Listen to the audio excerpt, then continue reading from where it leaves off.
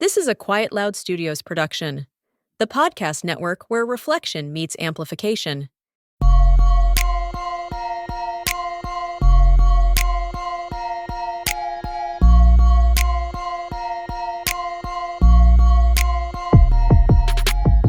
Hello, Athlete Mindset community. This is Lisa Bonta Sumii, the host of Athlete Mindset.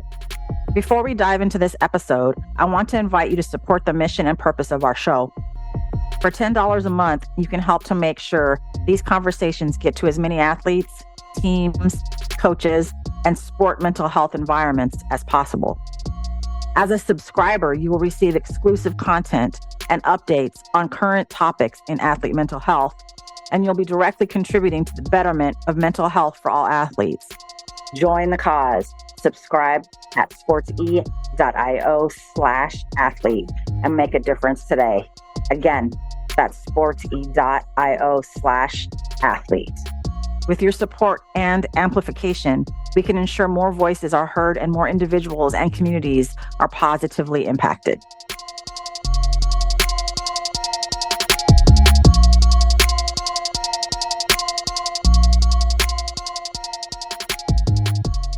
Hey, everybody. Welcome to another episode of the Athlete Mindset Podcast. I want y'all to say hello to Lucas Williamson. Although he can't hear you, he's going to feel your vibe. So what's up, Lucas? Say hey.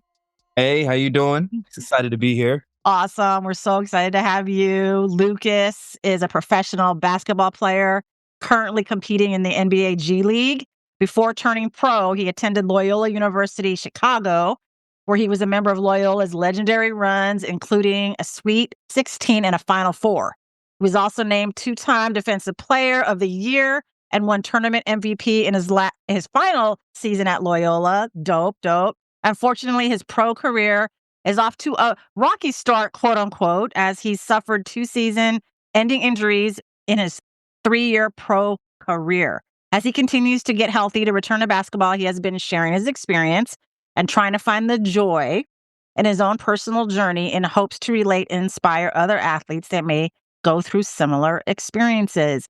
Again, thanks so much. This is going to be a really fun and valuable conversation, not just for you and I, but everybody listening. So sharing your stories. I've seen you on IG. I've heard you speak about your experiences. How would you describe in this moment what your experiences have been so far? And let my listeners get a little bit insight on how you think and how you feel. Yeah, kind of like it said, I've had 2 season-ending injuries in 3 years. I've had 2 surgeries in 3 years. So it's been a ride, to say the least. And mentally, it's taken its toll. And it's this second injury, very recently, has really, made me question a lot. It's kind of stunned me, and life kind of really hit me in the face right now. And I'm just battling. I'm just fighting through adversity. Mm-hmm. How do you do that, Lucas? There's different ways that I've learned to combat life. Number one is I have to be intentional about protecting, my mental health and seeking strategies and things that I can do to help offset the things that are happening on the court. The first thing that comes to my mind is journaling. Journaling has saved me from a couple crash outs. Like just putting your thoughts on paper. Sometimes I'm not the most verbal person. Sometimes I don't want to talk and share my feelings with others. But that pen and that paper is always going to be there, and nobody, unless somebody reads your things. Now I can't help you with that. Right. But right. Journaling has saved me. Number 2, I actually do have a therapist that I do talk to. Love that. Bi-weekly. So working with her has been great. I've been talking to her ever since I came to the Grizzlies 2 years ago. So that has been great. And hanging out with friends, just your whole support system, family, friends, coworker, whatever it might be, that comes hugely into play. And my last one, probably my most important, is my faith. And my faith in God and belief that everything is chaotically falling in divine order. So just having faith and believing in that. That's how I deal with it. That's how I combat life. Yeah. Well, we want to hear how Lucas does it. Everybody's going to be different, right? Everybody's going to Right. have their own sort of list, their own recipe, their own, strategies. But I think right now, learning how you do it could inspire others to consider how they do it, or even take a page out of your book and be like, hey, that's what Lucas said. Let me see if that actually resonates with me. But I think all those things are really, I think starting with intentionality is really, really great. Mhm. Journaling, there's so many emotional, psychological benefits to it. And the fact that you take pen to paper and not have that computer in the middle of your process, right? To disrupt kind of Right. the authenticity of what you're experiencing, I think is really Yeah. powerful too. Research shows that it's much more effective. You can actually write it on paper. I know that's old school for some, but like Yeah. that is the most effective way, right? And then a therapist, that is huge for you to say that. What would you tell other young athletes, even young Black male athletes who might be Yeah. going through a thing, right? Like about what the therapy process is like? Because there's a lot of like, what the heck, or like, what do I have to tell my deepest, darkest, and like all of that? But like, what would Yeah. be some insights you'd like to share for someone who's maybe considering it and like, nah, you know? No, I love that question, specifically like how you asked it with, Mm. the Black community. We don't grow up talking about feelings. Like even in Mm-hmm. my household, we Mm-hmm. didn't really grow up talking about feelings. And I remember it was one of my first days, and her name is Chelsea Day. She works for the Grizzlies, and she introduced herself at practice. She said, "Hey, I'm around. I'm here. I'm here as a resource for you guys. If you guys want to talk to me, fine. If you guys don't, then that's cool."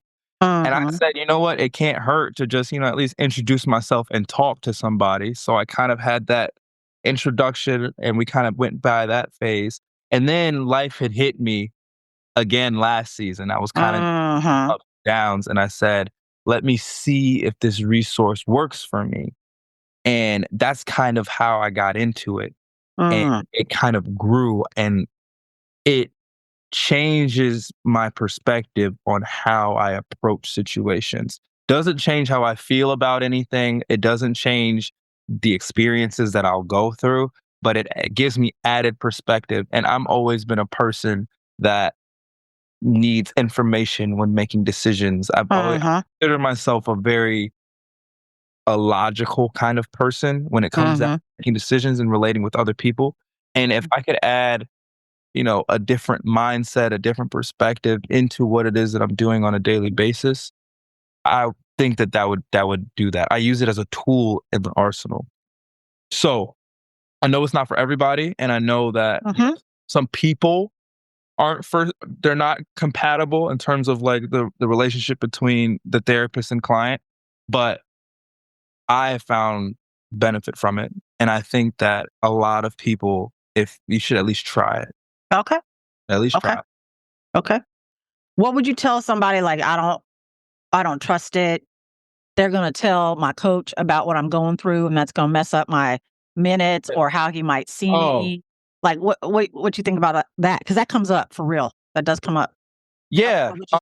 I would say your therapist is a professional for one. Oftentimes they are required, or the law protects them from telling coaches what it is that you talk about. So if you are worried about that, I would say that's not something that you realistically have to worry about.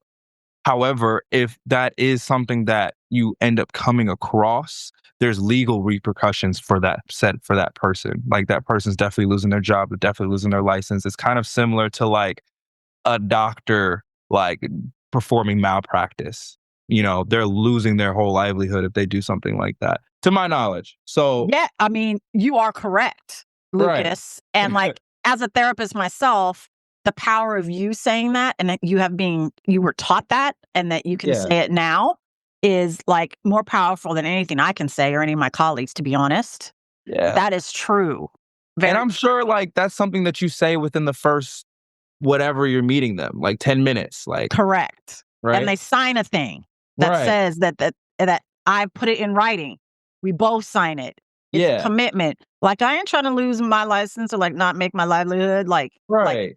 but again, it's still needs to be reiterated a couple times or, several. It's an ongoing conversation, not just in Right. the first 10 minutes, but ongoing. And like, because there's still a mistrust in several cultures over the years, over the decades, especially in, Black community being experimented on and told lies about what they're doing with their blood and all of this stuff. We can go on and on.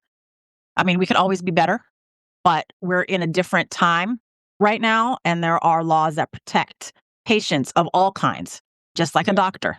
A therapist is the same. We are healthcare providers, so that's deep and huge. And I would say, like, don't let that be the reason as to why you don't go to therapy. I feel like there are other reasons, other more prevalent issues that I could say, okay, like, I understand why you don't want to. I still think you should try it, but I understand it. But I don't think that that's a very realistic. I mean, everything happens in life, so I'm not going to say that it doesn't, but I don't think that that's a prevalent issue. if that makes sense. Okay. And what I will say is that if you don't have an outlet, if you don't have a way or a means to express yourself, it will show up in other assets, in other ways of your life. If you don't have a way to process and combat the things that life is going to throw at you, you're going to express it in other ways, whether that means, being a little bit more rude to other people at work, being a little bit less present for people that you need to be present for. It will, your performance, it could affect your performance. Like, Absolutely. it will affect you. Nobody on this earth is strong enough to deal with everything that life throws at you on their own.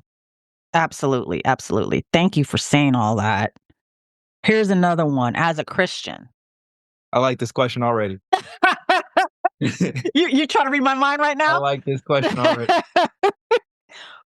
As a Christian, and a lot of Christians can say, I got my pastor, or I got my church, and I'm good. Like, that's how I take care of my mental health, right? Yeah. But how do you reconcile that with being a Christian, having the church community, but also having a therapist? Like, how do you reconcile that? Or like, is that the question you thought I was going to ask?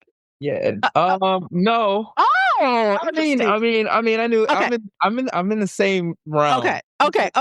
I actually didn't know where you're going with this, but Okay. But so I think I almost take mental health and I kind of put it in a different box. There's, there's spiritual well-being, and then there's are you good with the Lord? Are you, getting closer with your relationship with God? Then there's, are you having a healthy lifestyle? Like, is your body solid? Are you, drinking every day every night on the weekends? Are you fueling your body with fast food every single day? Like, then there's the physical, the body. Then there's the mind. And I think when talking about, spirituality and religion, I almost put those in two different categories, because you can be, now it's probably a very small amount of people, but you can have be good in your mind, but also not be good with the Lord and be doing all of the wrong things spiritually. Oftentimes, I feel like if you're spiritually right, you might be, because that's what the Bible talks about. And if you do follow his teachings and follow it, then oftentimes your body and mind are going to be in the right place.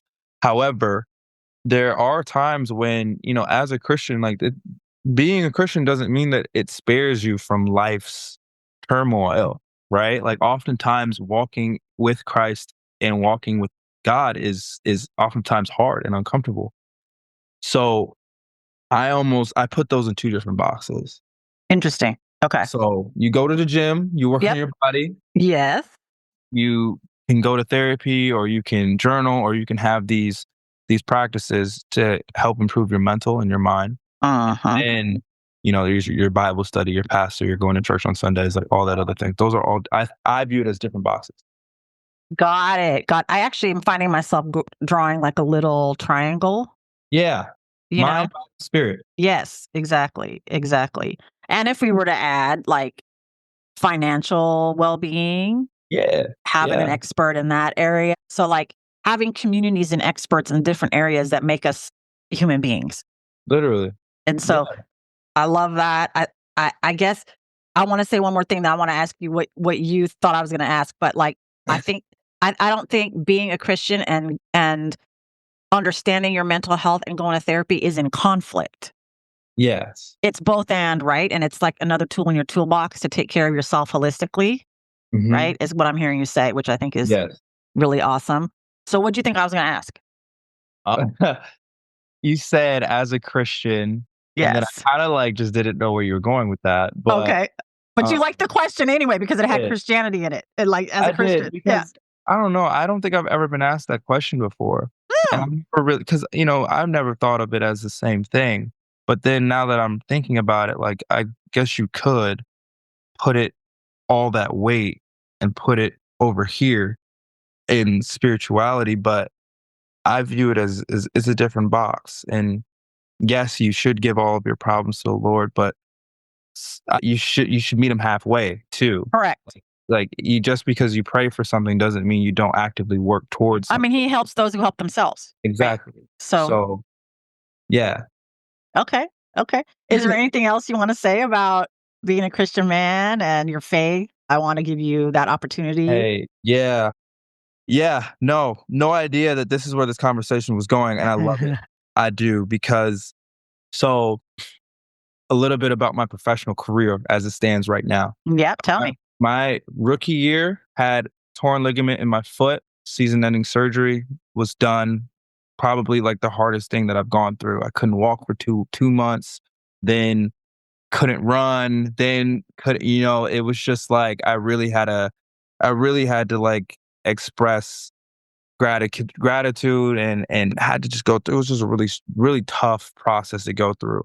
Then my second season, a lot of ups and downs, a lot of moving pieces. Didn't really have a lot of opportunities to showcase what I could do on the floor until the end of the season, and then I played really well. So well that they wanted me back for the third year. So now I'm going back into my third year, Congratulations. playing Awesome. the best basketball that I've probably ever played, and at the highest level, and feeling good. I feel like, all my goals and all my things are like right around the corner. I just need to continue this pace. And then I get hit with another injury, torn labrum in my shoulder. Yeah. And so now I'm really stunned, and now I don't know where to go from here. And now I'm questioning, like, God, like, what is this lesson that that I need to learn? I thought I already learned this lesson. You already taught me. I've already learned all these lessons the first time I got hurt. So why is it when I feel like my blessing is right around the corner and you led me here, that this is happening again? And that was such a tough pill to swallow 3 months ago. Still a tough pill to swallow today. But so I kind of went through this whole like spiritual journey, and I actually decided to fast during Ramadan, and as a means to try to just get closer to God, pray times a day. So, like, I'm searching, I'm actively searching for you.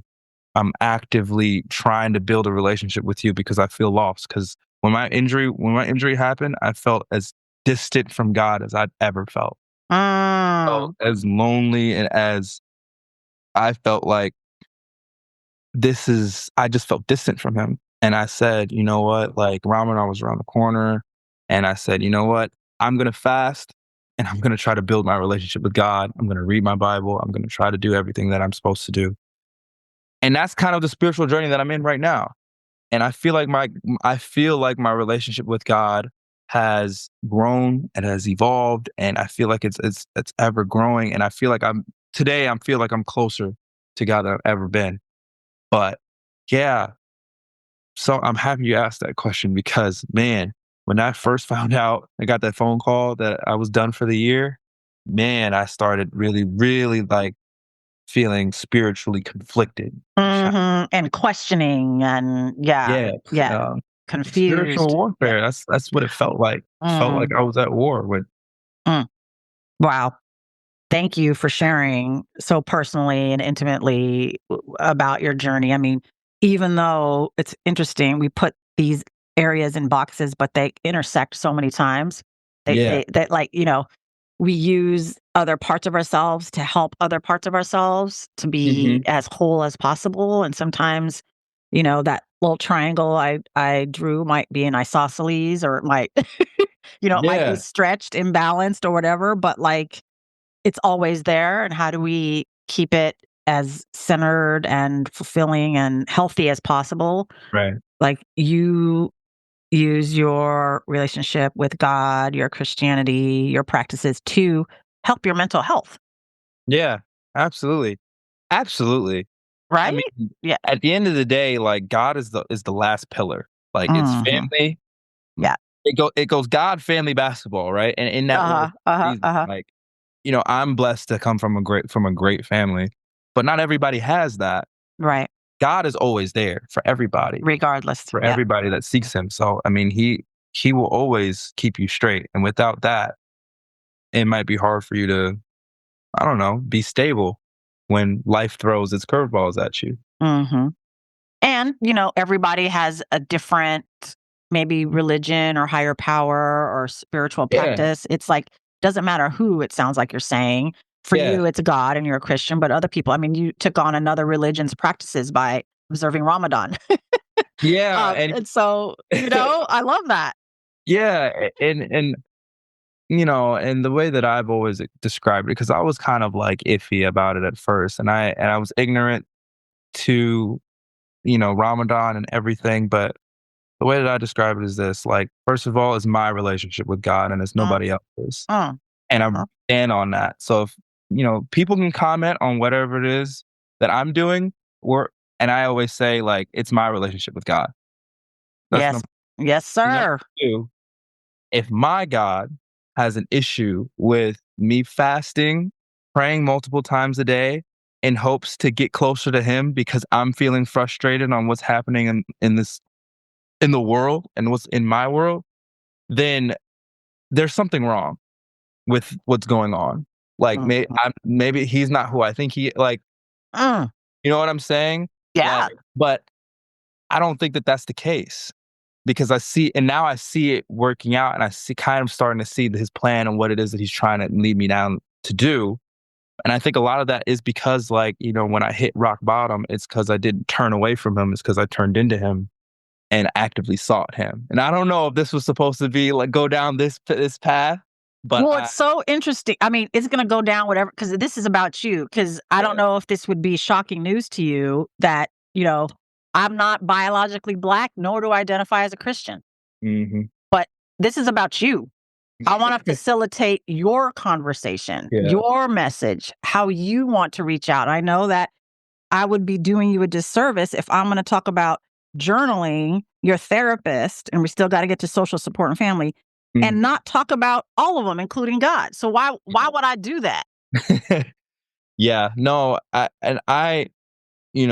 will talk about God to anybody and everybody, and I will do it in a way to where I'm not. At the end of the day, you have to choose it and you have to lean into it. I'm not Jesus. I'm not the one that's going to force somebody down this path. I say, this is what works for me. Exactly. And this is how Exactly. He works in my life.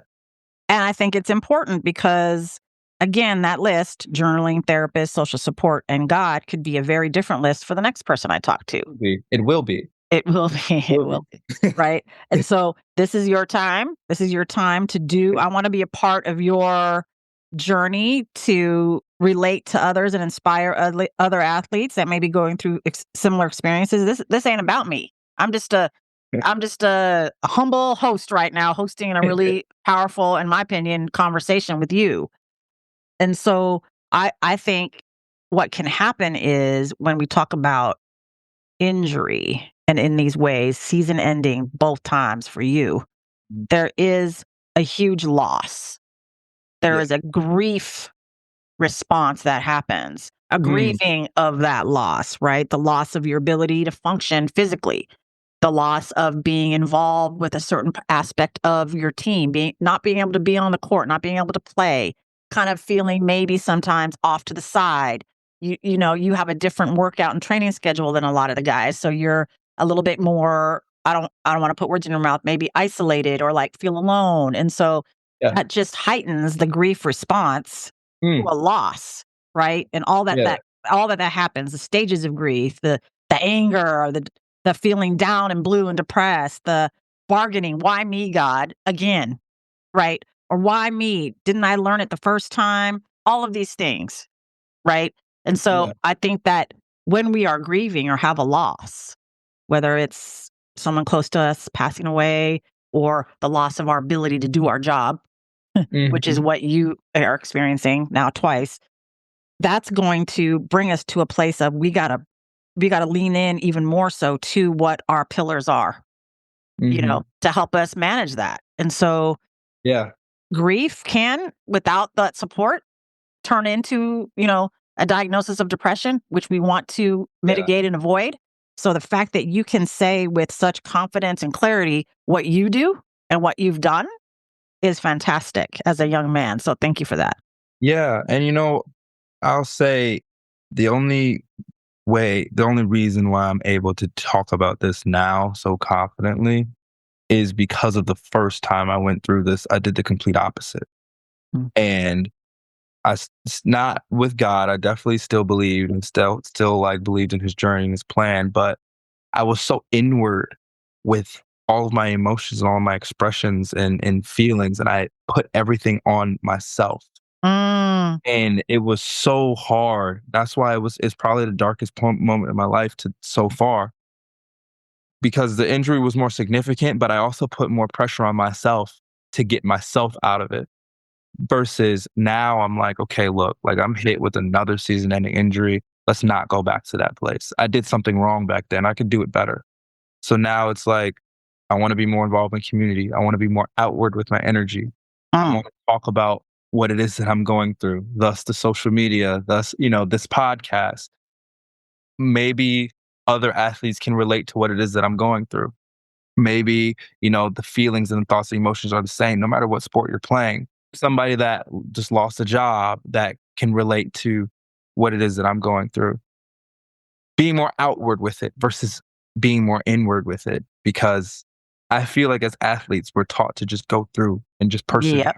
and just Yep. keep working and just put That's our right. hand and just keep going, which is good. And I was the most stubborn of them all. You can ask my mother. Uh, but at some point, we are all human. We are going to have a breaking point. And I hit that my first time that I got hurt. And I'm Mm. like, I did something wrong then. Let's do Mm. better this time. Mm. And you can say that now. I mean, and I think you're answering your own question very publicly here on this podcast about why would God put me through this again? Yeah. Well, you just answered it. Yeah, I mean, I don't know how he operates. I don't know. I'm not gonna sit here and say like I'm a walking testimony, be like me. Right. Okay. What Right. I'm saying is like, you know, I know that he walks with me and I know that he's always with me, and he's promised that he's always going to be there for you even in the dark. As you walk through the valley, he's going to be there. And with that, I need to actively do more work and be more intentional so that I can better walk with the people around me and walk with God, and really for myself so that I can get back to being healthy faster and sooner. For sure. For sure. For sure. I mean, adversity, we have to be able to learn from it. Yeah. Right. And what you're telling me, and I'm not going to obviously speak, from your God's lips or anything like that. But like I think he just spoke through you telling all of us what it is that can be learned from adversity, from injury, from, like you said, the loss of a job or loss of, ability to play, the loss of a loved one. Hmm. Loss of a There is relationship. Like, exactly anything. There's something you have, don't let it all be in vain that that is happening, and that let's take some lessons and, you know, you are telling me that there have been lessons learned, as painful as those lessons might be, the second time around. Yeah, no doubt. And No, so I think that's powerful. Whatever we, whoever we are listening to this, whoever we are, however we identify in different ways, that's a universal message, I yeah, believe, to be able to know and speak clearly at some point and succinctly and confidently about what has helped you, because that's all you can speak on. You can't speak on somebody else, right? yeah. Nor You would you can't. want to. But Right. yeah. Yeah, I mean, this is this is just how I've decided to deal with it the second time around. Hmm. And if I'm comparing and contrasting my life, granted, the first time that injury was a lot more severe in terms of not being able to walk and all of that, but regardless, I've been taken away from doing what I love. But it Hmm. has been a night and day difference. I mean, just from making the decision to post on social media alone, I've had athletes from around the world reaching out to me saying, "Hey, I'm about to walk into the operating room right now. I need Wow. this." Um, Wow. "Hey, I'm, you know, a kid from, you name the country in Europe. I lost confidence. Like, how do I gain that back?" So it's like just that public outreach, you never know who you're gonna impact by telling your story. Exactly. And, I was very hesitant to doing it, but now I kinda see the benefits of it, and night and day difference from when I'm just sitting here just by myself, just thinking about the future and overwhelming myself, and then it's just me, it's just about me. That's not what God intended us to Uh-uh. do on this earth. No, So, and we're human beings are social beings. We have social to be in connection with people. We have to have to have to for survival. for survival. Yeah. So here's a story. When I was training to be a therapist, they showed us this video, heart-wrenching, of a woman, because of her mental health issues, in this case, severe depression. She could not hold her baby. Mhm. She could not gaze into the eyes, which is essential for development for an infant. She just couldn't, Mm, because the mental health, the depression was so severe. Her mhm. mental health condition was so severe. And so there was a study that basically said, in layman's terms, I'll break it down, that if you don't hold your baby, that baby will die. What? Literally. Literally. Even if that baby is fed properly, bathed properly, but does not have that connection with their primary caregiver, Mhm. they will eventually die. And so the importance of physical contact, connecting, being seen, eye contact, the skin to skin contact, Yeah. the communication, because that's all. Babies can barely. I mean, she couldn't breastfeed the baby, and ongoing research shows that severe mental illness or something like drug addiction or alcohol addiction are like some of the only ways a mother would not be able to or could not, because a mother's gonna fight. Right. A mother's gonna fight Right. to, like, they I mean, I'm a mom. I would run in front of a car before I let my kids get up in there, right, on that Right. street. So there has to be something huge that would keep the Right. human mother from, or caregiver, primary caregiver, whoever that is, to not be there to protect. And so not only is it a significant pillar for your mental health, but for your literal survival. Yeah. Literally, that's an amazing story. As I was listening to it, I wasn't expecting it to be that extreme. I was expecting Mm, it to be, it might grow up with some issues, but literally like life or death. And that's all in God's design, right? Like he meant for us to be here with people with community. Uh, yes, to and support, yeah. uh, even if I mean, and that's science, what you basically said, doesn't even, whether you believe in God or not, that's Yeah, science. You know what I mean? exactly. So, Exactly. Research, evidence-based, over right. and over, uh, so the importance of community, our community, how we want to be involved in it, our family, whether chosen or biological, like you have to have a community, however you define it, to thrive in your Yeah. mental health, in your life. And so however people choose to define it is essential. And, when you say you want to find joy, right, that you want to turn into the joy in your own sort of personal journey, when it's hard for folks to feel like joy is close by but far away, Yeah. what would be like two things you'd want to tell them? I mean, we've talked about a lot, so Yeah. you might be repeating yourself, but like I want to No, end on some like, I got some new stuff for you. okay, give it to me. The Give it to bag me. is deep. The The bag bag, is the deep. bag is deep. Let's dig up in there and pull out a Yeah. couple more to share with the people. So when the question was when joy seems far and distant, how do Yes. people find it? Yeah. And Reconnect with it. Find their joy, however they might define it. Kind of come back to themselves. so I have an answer, but before I get there, and I think you can help me out with this statement. Was it Aaron Rodgers? I think Aaron Rodgers, when he won the Super Bowl, he said that he had felt, going up and building that to that point, like I got to win the Super Bowl, I got to win the Super Bowl, I got to win the Super Bowl, and then he won it. And his initial reaction was, "Man, I hope that this isn't all that I do." At the moment that he won the Super Bowl, and you read books, you hear stories of all these people that reached high levels of success and they're all unhappy. Not all of them. There's a lot of them that are unhappy, or they reach that pillar, they get to that final, they win the championship, they finally get there, and they're unhappy. So you hear it all the time. It's not about the destination. It's about the journey. It's about the lessons that you learn along the way. It's about the ins and outs of everyday life of trying to get somewhere and better yourself every single day.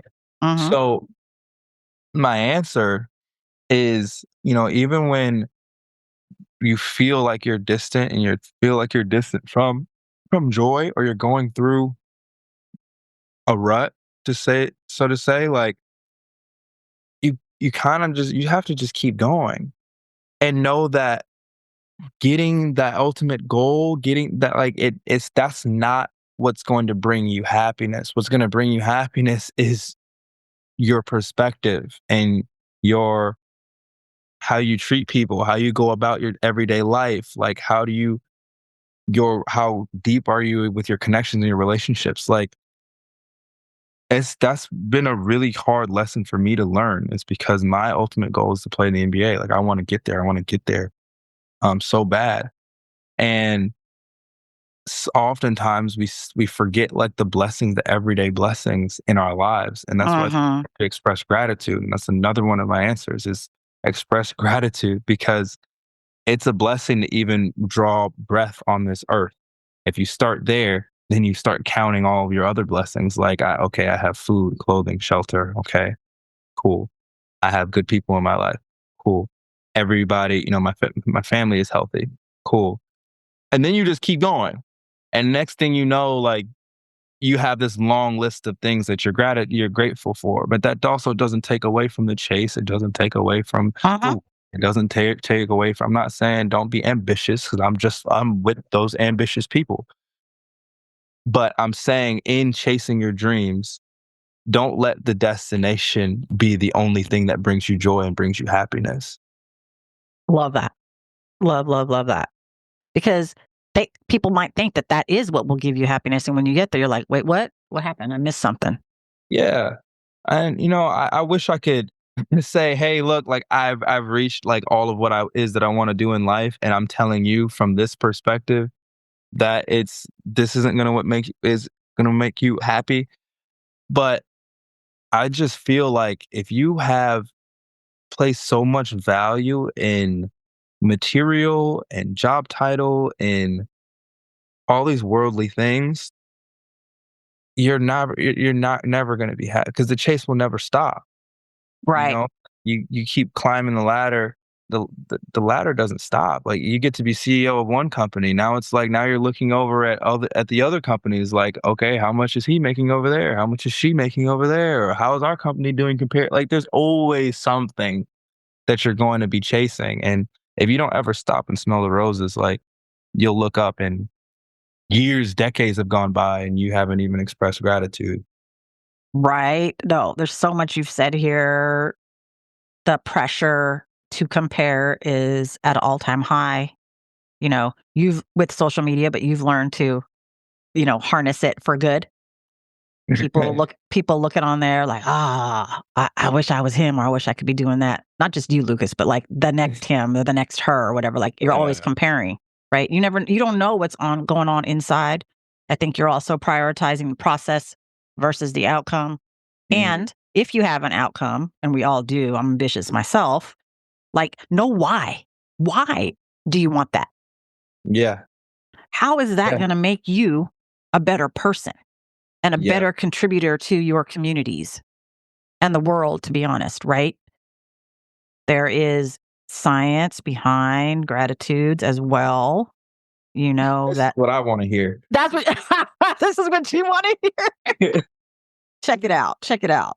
I'll keep it very simple. I'll keep it for right now. You and I can talk later, but for right now, gratitudes. Okay. Let me set it up. You got to go in the bag. I got to go deep in there and dig this out, that there is neuroscientific research that shows that when you express a gratitude, I am grateful for, doesn't even matter what you say you're grateful for, it increases that word joy. It increases optimism. It increases your confidence and connectivity to yourself.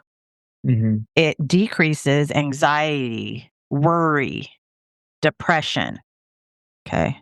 And to top it all off, when you say what you're grateful for in the company of someone else or others, they receive the same benefits. Isn't that crazy? That's a twofer, in my opinion. Like, you do one thing and it could benefit hundreds. If it's just one, that's okay too. Because, you know what I'm saying? Like, what? Yes, Lucas, go. What I heard from all of that, and all of that is great. Yes, it decreases anxiety, it increases joy, it does all this. Yes. But when you decrease all these negative things, it only gives you more space to feel happy, right? Yes, sir. And then in turn, it only is going to help improve your performance. Right? Back to that. Like, isn't that ultimately like what we all want? Is we want to perform at our highest, and we want to put ourselves in a great mental space so that we can have the best opportunity possible. Yes. Our best.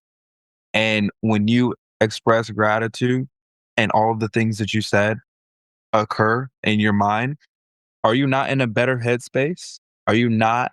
I have this thing: look good, feel good, play good. Like, if you feel good, if you look good, if you feel good, you're putting yourself in a good space to perform. So it's almost a domino effect. Yes. And because I am grateful because I drew breath this morning. That's one thing. Everybody that can hear this, everybody that can agree with that. Cool. I am grateful for the clothes on my body. Start that small. Now you're at 2.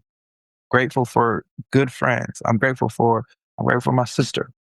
You know what I'm saying? Like, yeah, gratitude is so huge. It's a medicine, right? It's a medicine. And that changes your perspective on things. And now you're in a positive mindset. Yeah. And you have more hope, optimism. Like you said, that's so poignant and wise. You have more room for the other beneficial benefits of life. And I didn't even list, and I'm not going to right now, the physical benefits of gratitude. I mean, it's going to help your performance all the way around in life, as a performer in life, in your relationships, on the court, wherever you might be. And so anyone who just listened in right now and heard Lucas just say 3 of his things that are grateful for, you get all those benefits now. You can rewind and listen to it again if you wanted to. But to be grateful in this moment, so grateful for our time together, for your generosity in agreeing to be here with me. The energy you brought, the spirit you brought is fantastic. And I am a better person for it. Thank you. You're welcome. And I know people are going to get what they need to out of this conversation when they listen to it. So thank you from the bottom of my heart for all of who you are and how you brought it today. Thank you. I appreciate it. I appreciate you having me. I love the way that this conversation went. So thank you. This podcast exists because of the team at CAS-CM. CAS-CM is a B2B content production company helping organizations create and share their stories. We aim to create space where businesses can build assets and drive revenue through writing and talking. Content creation should be enjoyable and accessible. At CAS-CM, we love helping make that happen. Learn more at cascm.com.